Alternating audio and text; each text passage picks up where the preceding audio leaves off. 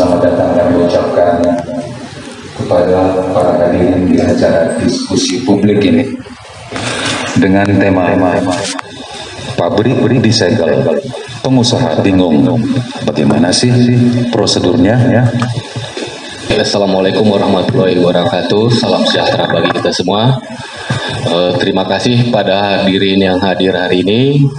Perkenalkan, saya menjadi moderator dalam diskusi publik yang diselenggarakan oleh Media Gramindo dengan temanya pabrik disegel, pengusaha bingung. Bagaimana sih prosedurnya? Dasar dari pemerintah menyegel pabrik Bapak itu alasannya adalah adanya laporan warga yang merasa resah akibat dari aroma yang tidak enak dari perusahaan pabrik Bapak yang kelola gitu. Boleh Pak, bisa dijelaskan? Baik, selamat siang. Salam sejahtera untuk kita semua. Pertama-tama saya ucapkan terima kasih atas undangan sebagai narasumber untuk mewakili salah satu pelaku usaha di kawasan industri Medan. Untuk mempersingkat waktu, saya paparkan garis besar drama yang berjilid-jilid yang dialami oleh PT Anugerah Prima Indonesia. Dalam hal ini penyegelan atas investasi perusahaan perlindungan lingkungan di kawasan industri Mabar. PT Anugerah Prima, saya melihat Buluaya merupakan salah satu sumber pencemaran yang besar di kota Medan. Jadi dengan teknologi yang kami investasi, kami berharap untuk bisa membantu pemerintah mengatasi limbah khususnya Buluaya. Upaya ini sejalan dengan semangat melestarikan fungsi lingkungan hidup sebagaimana Undang-Undang Nomor 23 Tahun 1997 tentang pengelolaan lingkungan hidup. Selain berdampak positif, Buluaya ini dalam hal melestarikan lingkungan hidup, pemanfaatan Buluaya ini juga memiliki nilai ekonomis. Di sini ada peluang usaha, menciptakan lapangan kerja, meningkatkan pendapatan daerah, mengurangi pencemaran, mengurangi ketergantungan impor bahan baku pakan ternak dari luar negeri. Lokasi yang kami pilih adalah kawasan industri di Medan Mabar, Jalan Pulau Nusa Baru, Blok 1, Nomor 5. Masalah perizinan dan persyaratan administrasi perusahaan telah kami lengkapi secara online. Perizinan berusaha terintegrasi secara elektronik. Nah, kami mulai produksi sekitar bulan April 2019. Seiring beroperasi sekitar 2 bulan, PT Anugerah Prima Indonesia justru ditutup, disegel oleh Dinas Lingkungan Hidup Kota Medan dan diwajibkan untuk menyusun dokumen pengelolaan lingkungan hidup. Sebagai perusahaan yang patuh akan hukum, kami memenuhi persyaratan tersebut dengan menyusun dokumen yang dimaksud. Proses penyusunan dokumen melibatkan konsultan lingkungan dan memakan waktu sekitar 10 bulanan. Persetujuannya ditandatangani oleh Kepala Dinas Lingkungan Hidup Kota Medan tertanggal 9 Juni 2020. Berdasarkan rekomendasi dokumen Dinas Lingkungan Hidup, maka PT Anugerah Prima Indonesia ini diizinkan kembali untuk beroperasi dengan dibuka segel oleh Dinas Lingkungan Hidup Kota Medan. Sekitar 2 bulan beroperasi, PT Prima Indonesia kembali disegel, ditutup oleh Dinas Lingkungan Hidup Kota Medan. Alasannya adalah izin lingkungan belum diterbit. Jadi kami baru dikasih tahu bahwasanya rekomendasi Kadis Lingkungan Hidup itu bukan izin lingkungan, sehingga kami harus mengurus izin lingkungan. Seiring waktu berjalan, tanggal 18 Maret 2021 terbit izin lingkungan ini oleh Dinas Penanaman Modal dan pelayanan terpadu satu pintu Kota Medan. Jadi PT Anugerah Prima Indonesia itu kembali dibuka segel dan diizinkan untuk beroperasi yang kedua kali. Kegiatan operasi PT Anugerah Prima Indonesia berjalan normal sekitar 5 bulanan sampai tanggal 13 Agustus 2021.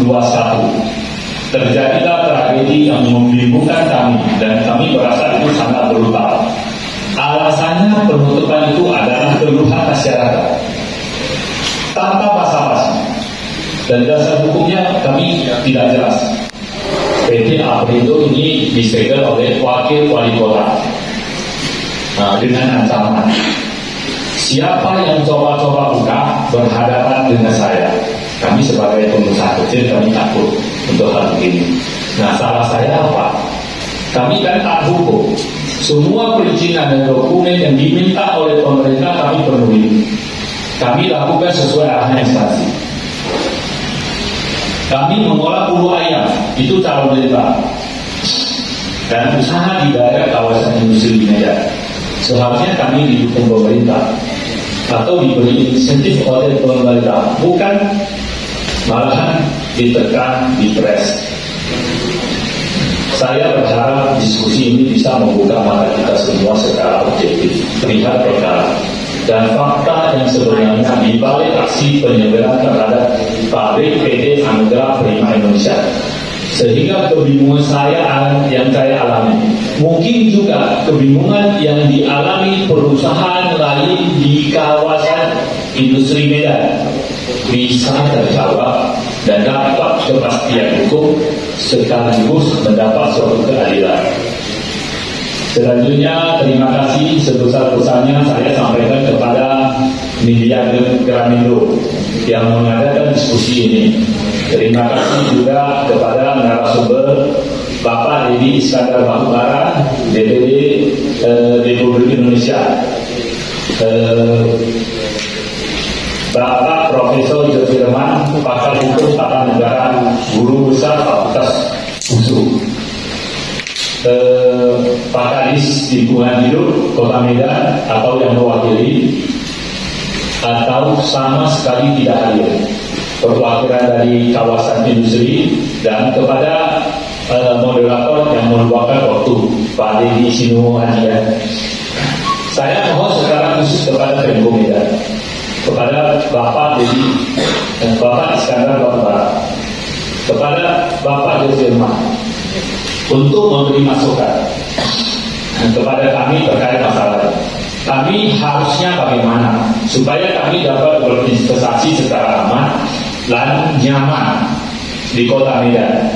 Janganlah kepercayaan pengusaha hilang sehingga terpaksa kami dipindahkan keluar dari Kota Medan. Selamatkanlah pengusaha Medan. Percayalah, kami pengusaha Kota Medan murni NKRI. Kepada saudara yang hadir pada saat ini, demi kesejahteraan hidup warga Kota Medan, mohon doakan kami agar para pelaku usaha nyaman dan aman berinvestasi di Kota Medan, sehingga warga Kota Medan dan sekitarnya lebih nyaman beraktivitas, mencari kerja, hidup lebih sejahtera dan berpenghasilan lebih baik. Untuk sesi tanya jawab diskusi nanti, saya siap memberi keterangan terkait masalah penyegelan ini.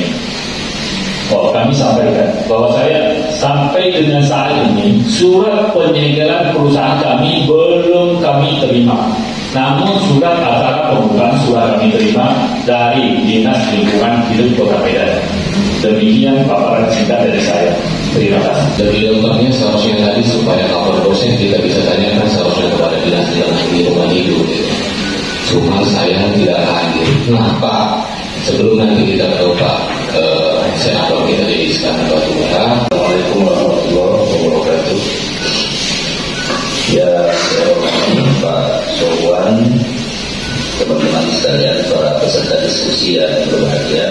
Pertama, terima kasih atas undangannya hari ini. Hari Sabtu kemarin saya diminta untuk meluangkan waktu hadir dalam diskusi ini. kemudian saya minta tornya dari sahabat saya Rusdi untuk bisa saya pelajari dulu kira-kira apa tema diskusinya. Pertama, Pak Sirwan, saya tidak tahu persoalan ini kecuali setelah dikasih tor kemarin, baru saya tahu persoalannya.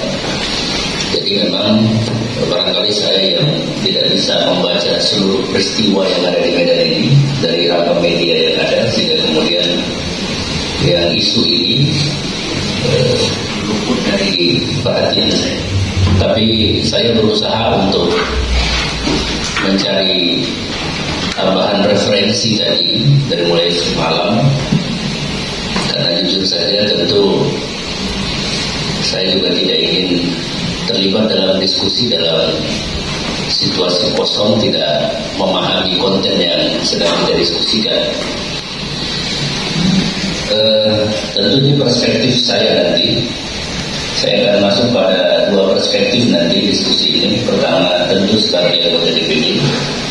Yang kedua, saya kira karena doktor saya doktor politik pembangunan, barangkali mungkin bisa masuk dalam perspektif ini juga, karena saya melihat dan membaca dari tor yang disampaikan ini, sesungguhnya ini menarik sekali sebenarnya. Jadi bahan diskusi karena pada satu sisi ada kebijakan pemerintah yang menurut saya dalam tanda petik masih ada cacatnya dalam implementasi. Di sisi lain saya juga menduga-duga bahwa, mohon maaf Pak Sirwan, mungkin ada persyaratan administratif juga yang oleh perusahaan barangkali belum dipenuhi, yang itu kemudian menjadi sebab pemerintah mengeluarkan kebijakan. Atau pada konteks lain, karena ini ada dimensi lingkungan hidup, saya kira soal masyarakat ini bisa dalam tanda petik bisa bisa diciptakan dan bisa juga Mioni datang sendiri. Saya memang mohon maaf belum investigasi langsung misalkan ke lapangan soal informasi bahwa ada limbah yang kemudian mencemari lingkungan masyarakat, barangkali seperti itu, karena kita belum lihat langsung. Saya juga nggak berani mengambil kesimpulan terlalu jauh untuk konteks itu, karena memang harusnya ini memang kita investigasi lebih dalam. Saya kira memang diskusi hari ini harus komponennya harus hadir sesungguhnya, jadi bisa diurai SOP-nya seperti apa, sehingga kemudian kalaupun ini bukan meja pengadilan yang berhak mengklaim atau menjudge orang benar atau salah, tapi kita tahu persis bahwa analisis dampak lingkungan yang dibuat oleh Dinas Lingkungan Hidup itu seluruhnya sudah dipenuhi atau belum oleh perusahaan. Perusahaan sebagai pihak pengelola itu apakah sudah memenuhi seluruh persyaratan yang diwajibkan oleh regulasi. Saya akan coba bahas satu-satu. Pertama soal penyegelan. Kewenangan penyegelan tentu ada pada otoritas. Otoritas dalam hal ini pemerintah kota. Kalau baca PMK, Peraturan Menteri Keuangan nomor 17 2003 junto 18 2021 terkait dengan penyegelan, karena saya baca di sini ada yang hilang. Kalau ada yang hilang dari satu area, satu tempat yang disegel, misalkan ini kalau disegel berarti seluruh yang ada di dalam sini ini tidak boleh ada yang bergerak, Tapi dalam tor yang diserahkan ke saya ini, saya membaca bahwa ada beberapa barang yang hilang. Saya juga nggak tahu jenisnya yang hilang itu apa, karena saya juga nggak melihat langsung ke lapangan. Tapi kalau merujuk kepada Peraturan Menteri Keuangan itu, yang disebut dengan penyegelan itu adalah kemudian mengeluarkan secari kertas atau tanda di mana kemudian wilayah dan area itu sesungguhnya dilindungi oleh peraturan itu. Kenapa? Karena dia pasti akan jadi alat bukti untuk proses-proses berikutnya. Kalau dari penyegelan yang dilakukan, pertama saya ingin memberikan koreksi kepada pihak Dinas Lingkungan Hidup. Berarti mereka hanya berhasil melakukan penyegelan, tapi tidak berhasil mengamankan yang disegel di dalamnya. Dan ini saya kira ini kesalahan menurut saya. Kalau sudah berani menyegel, berarti dia sudah menjamin seluruh yang ada di dalamnya itu harus bisa dilindungi. Apalagi sampai hilang dan sampai hari ini tidak berkepastian. Saya juga nggak tahu posisinya ada di mana. Yang kedua, kenapa kemudian itu disegel? Ini kan pertanyaan. Kalau keterangan yang disampaikan oleh pihak pengusaha bahwa sudah memenuhi seluruh tuntutan aturan yang dikehendaki, maka saya kira proses penyegelan tidak boleh terjadi kalau semua prosesnya sudah dilewati dan dipenuhi. Saya juga nggak paham, ini mesti nanti kayaknya ini wilayahnya Bang Nur Firman ini. Ini kalaupun ini berperkara secara hukum, ini masuk ke ranah hukum mana ini? Perdata atau pidana? Kalau barang hilang bisa pidana, karena ada pencurian berarti di situ kan, ada yang dicuri berarti. Wallahualam, saya nggak paham kalau soal pendekatan hukumnya nanti ke arah mana. Tapi yang pasti bahwa menurut saya pihak pemerintah kota abai dalam hal menjaga aset yang mereka segel. Terkait dengan posisi perusahaan, pada perspektif ini menurut saya seyogianya pemerintah kota sepanjang perusahaan itu memenuhi seluruh persyaratan yang ada, apalagi kondisi perekonomian kita kan hari ini sedang tidak dalam kondisi baik ya. Artinya lapangan kerja yang oleh pemerintah hari ini dijanjikan 10 juta pada periode ini kan harus dikejar sesungguhnya. Dan tidak mungkin pemerintah sendiri bisa menyelesaikan kebutuhan ketersediaan lapangan kerja yang jutaan itu. Pihak swasta itu kan mesti didorong untuk kemudian bisa menciptakan lapangan-lapangan kerja baru. Seyogianya para investor yang menanamkan uangnya untuk membangun perusahaan, membangun unit usaha mikro kecil menengah, yang kemudian ini bisa membawa tenaga kerja baru harusnya didorong. Karena setahu saya bahwa komitmen pemerintahan hari ini kan bagaimana menciptakan lapangan kerja sebanyak mungkin, dan itu tentu saja tidak bisa hanya negara sendiri yang ikut terlibat, swasta juga mesti dilibatkan.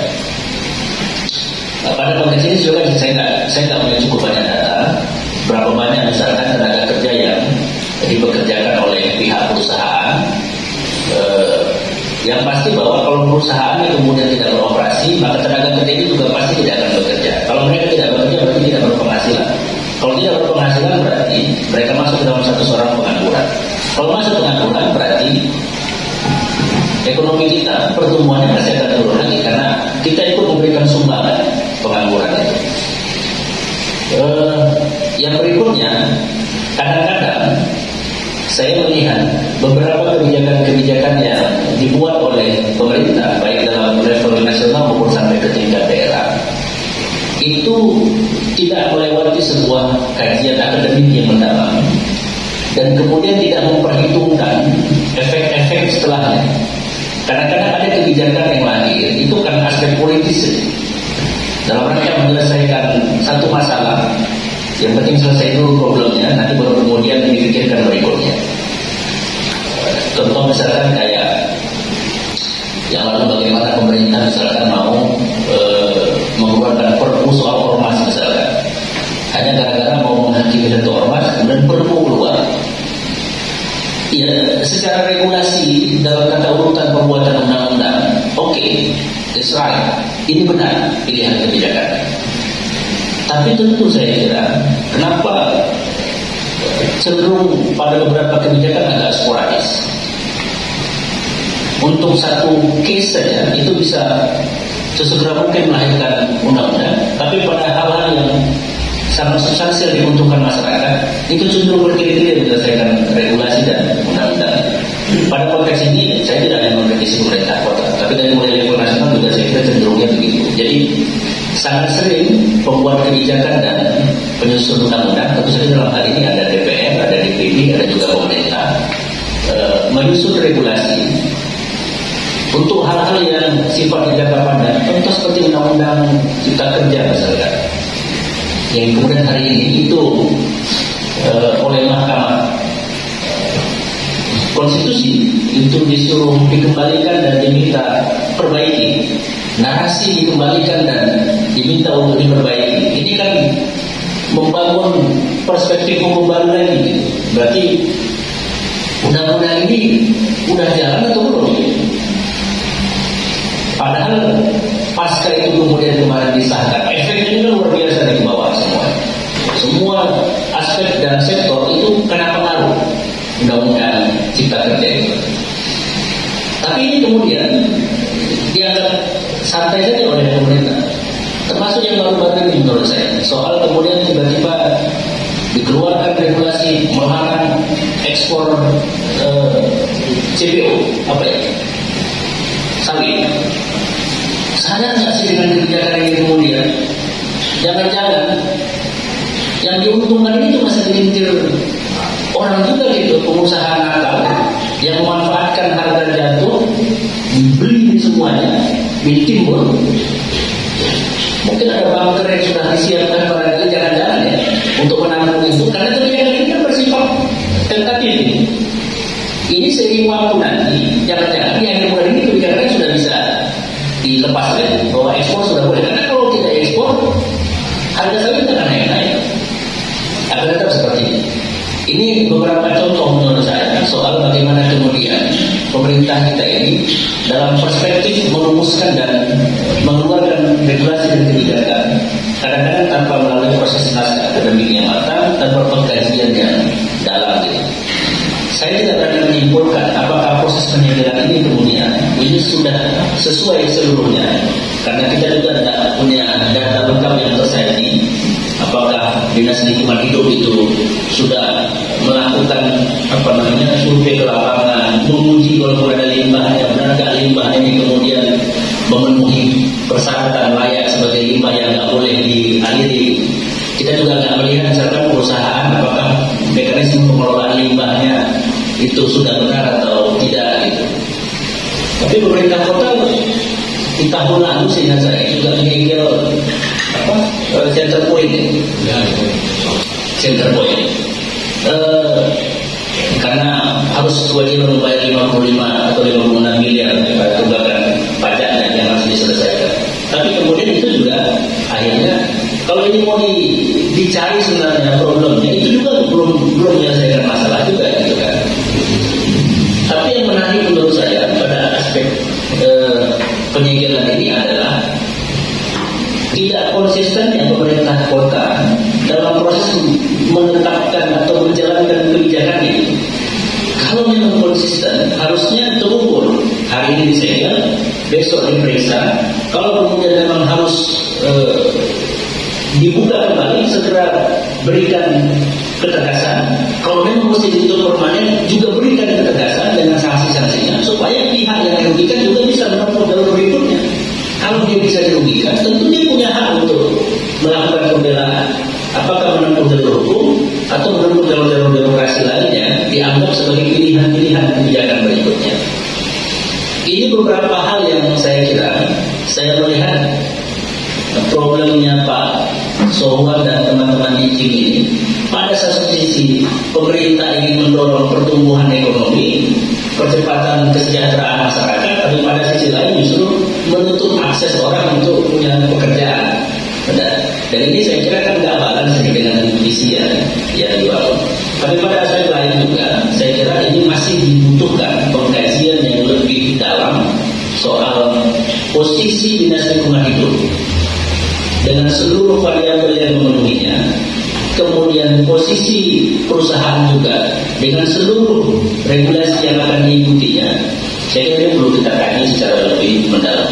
Karena mohon maaf kalau narasi yang saya bangun ini narasi yang makro sekali.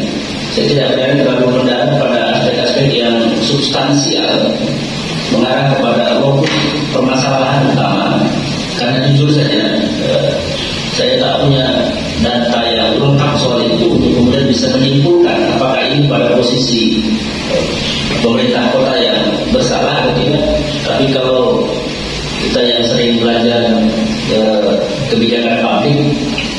saya kira sederhana saja dilihat problem ini. Jadi ada kebijakan yang tidak selesai tadi, sehingga kemudian menimbulkan masalah. Kalau kebijakan selesai, masalahnya tidak akan muncul. Saya tahu Pak Solo punya karyawan berapa tadi? Karyawan Pak berapa di sini? Ya, kalau untuk pabrik itu 30 orang. 30 ya? Ada 2 orang. Nah, Itu satu tahun mau ada 100 orang barangkali ya mungkin sekarang sudah punya pekerjaan lain, tapi yang akibat ini itu kehilangan pekerjaan gitu. kita membayar gaji satu hari sampai 30 juta sehari lagi ya, 30 juta ya. Kalau tahu kita kemarin kayak gitu juga mau saya kerja di situ ya. Saya kira begini, saya ingin mengapresiasi pemerintah kota untuk beberapa kebijakan yang belakangan sudah mereka eksekusi. Sekarang kita untuk beberapa aspek misalkan, mudah-mudahan tidak lip service, tidak hanya menyenangkan kita di permukaan. Ya, tentu soal ketegasan dengan aparatur birokrasinya, soal kedisiplinan kerja misalkan. Oke, ya silahkan lah jalankan. Karena saya kira dengan disiplin kerja yang terbangun baik, ini akan meningkatkan etos kerjanya dan juga produktivitas pegawai juga akan semakin baik. Tapi karena Medan ini adalah kota metropolitan, di sini ada industri, di sini ada pariwisata, di sini juga gelimang kemiskinannya juga lumayan tinggi, ya kan? Persoalan-persoalan sosial juga saya kira cukup banyak karena biasa sebagai sebuah kota besar tentu problematikanya relatif hampir sama di mana tidak hanya Medan, Jakarta, Surabaya, saya kira terutama kemiskinan, kemudian daerah-daerah pinggiran, lingkungan hidup, sungai dan lain sebagainya gitu. Termasuk juga kesempatan kerja itu. Harusnya pemerintah kota memberi ruang yang lebih fleksibel untuk para pelaku usaha untuk bisa mengembangkan usahanya sehingga serapan tenaga kerja juga bisa lebih maksimal. Saya juga agak sedih kalau kemudian kebijakan-kebijakan yang dihadirkan itu sifatnya sporadis dan tanpa sebuah analisis yang mendalam dengan mengukur dan lain sebagainya. Ya, saya nggak tahu ketika Pak Wakil Wali Kota datang ke situ tiba-tiba menyegel atas informasi dari siapa? Apakah informasi resmi dari Dinas Lingkungan Hidup yang sudah memaparkan fakta otentiknya, baik faktual di lapangan atau hanya berdasarkan surat dari masyarakat yang masuk misalkan? Ya biasa kalau pejabat publik kan tentu dalam banyak hal ini bisa saja menggunakan dimensi manapun yang menurut dia benar. Karena sebagai pejabat publik tentu beliau tidak boleh salah dalam mengambil keputusan. Kalau salah efeknya luar biasa. Karena sebagai otoritas di kota Medan ini, posisi wali kota itu adalah penanggung seluruh pembangunan yang ada di kota Medan ini. Saya kira itu beberapa pikiran-pikiran saya. Mohon maaf kalau tidak konstruktif dalam perspektif teman-teman, tapi mungkin itu beberapa hal yang bisa saya sikapi dalam diskusi hari ini. Substansinya sebenarnya kalau saya lihat dari kemudian dari apa yang dikatakan oleh Bapak tadi, ini ada satu dugaan terjadinya pencemaran udara, kira-kira itu ya, pencemaran udara. Jadi dalam undang-undang lingkungan hidup memang ada ketentuan undang-undang yang mengatakan bahwa pemerintah dalam hal ini melalui pengawas lingkungan hidup bisa melakukan penghentian kegiatan suatu usaha, yaitu dalam bentuk istilahnya penjegalan. Dan ini tidak selalu dalam prakteknya terjadi bias, ya. Pengusaha selalu mengedepankan kekuasaan dalam hal seperti itu. Jadi dalam lingkungan hidup ini ada beberapa banyak macam pencemaran. Ada pencemaran air, ada udara, ada tanah. Nah, untuk masing-masing pencemaran menurut ketentuannya itu perlakuannya tidak sama dalam rangka penegakan. Nah, ini dalam kasus kita ini saya lihat pencemaran udara, bau pemerintah melalui pengawas lingkungan sebianya dalam rangka adanya pengaduan dari masyarakat terjadinya pencemaran udara, itu dia harus pertama sekali harus melakukan peringatan tertulis kepada pengusaha. Itu wajib. Kenapa ini diperlukan? Supaya penguasa tidak menjalankan kewenangannya secara berlebihan. Jadi dalam rangka surat peringatan itu, pertama supaya penguasa tidak menjalankan kewenangannya secara berlebihan atau melampaui tolak ukur yang ditentukan oleh undang-undang. Saya melihat kasus ini terjadi di komplek Kim. Memang khusus komplek yang ditujukan penggunaannya untuk kegiatan industri. Jadi sebenarnya pada saat ada pengaduan, ya kalau saya melihatnya, pada saat adanya pengaduan terjadinya pencemaran udara akibat adanya timbul bau, maka ada juga tanggung jawab pengusaha Kim. Pengelola Kim juga punya tanggung jawab. Mesti ada koordinasi pengawas dengan pengelola Kim. Jadi kenapa penguasa diberi kewenangan? Memang penguasa dalam hal ini pemerintah diberi kewenangan untuk menjadi kewajiban untuk menjaga pelestarian lingkungan hidup atau mencegah kerusakan lingkungan. Nah, posisi penguasa itu berada pada dua posisi. Di posisi masyarakat yang terkena dampak, kemudian dia juga berada di posisi penguasa. Dia harus berada di tengah. Yang diutamakan adalah bagaimana lingkungan jangan rusak atau tercemar.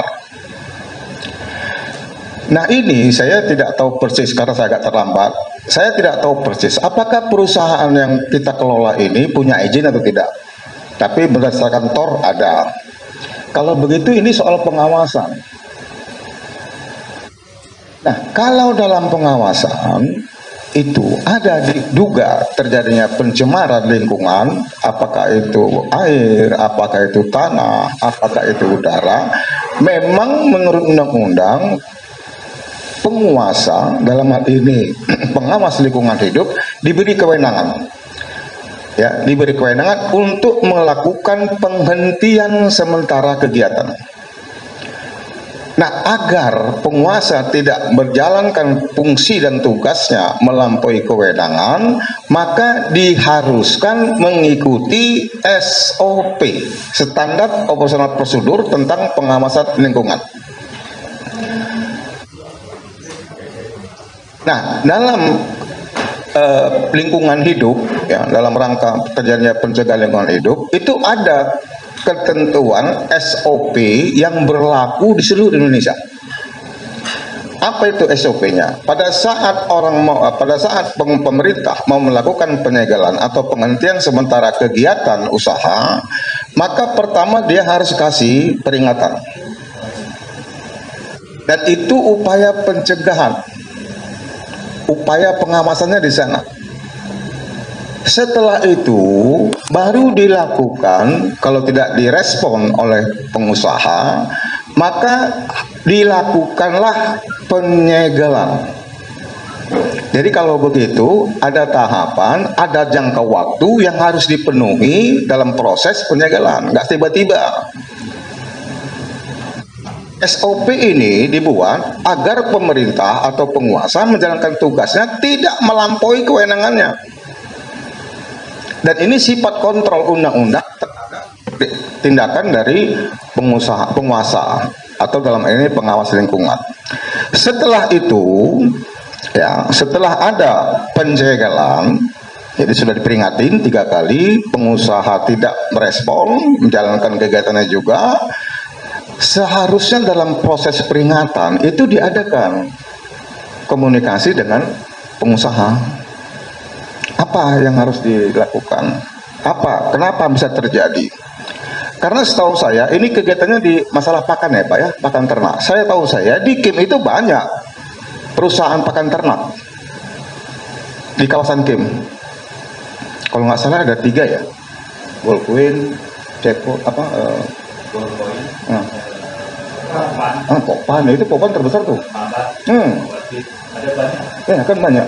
Jadi seharusnya kan harus cerdas lah pemerintah. Jadi kalau sudah ada penyegelan, maka penyegelan itu hanya dibenarkan oleh pengawas lingkungan hidup. Ini SOP, bukan yang lain. Dan harus didampingi aparat pemerintah atau polisi. Kemudian penyegelan itu harus disaksikan oleh si pengusaha. Ini saya nggak tahu Pak macam mana kasusnya ya. Tapi di SOP, standar operasional prosedur, harus diikutin. Kemudian setelah itu penyegelan itu hanya bisa dilakukan di lokasi yang diduga terjadinya pencemaran lingkungan. Jadi kalau begitu ada hubungan antara kegiatan dengan terjadinya atau dugaan terjadinya pencemaran lingkungan atau perusakan lingkungan. Itu harus ada. Jadi bisa pidana, ya bisa perdata. Itu pendapat saya yang mungkin bisa saya sampaikan, yang mudah-mudahan setidak-tidaknya bisa memberikan wacana berpikir, dan saya menyampaikan hanya dari sudut pandang hukum. Ya.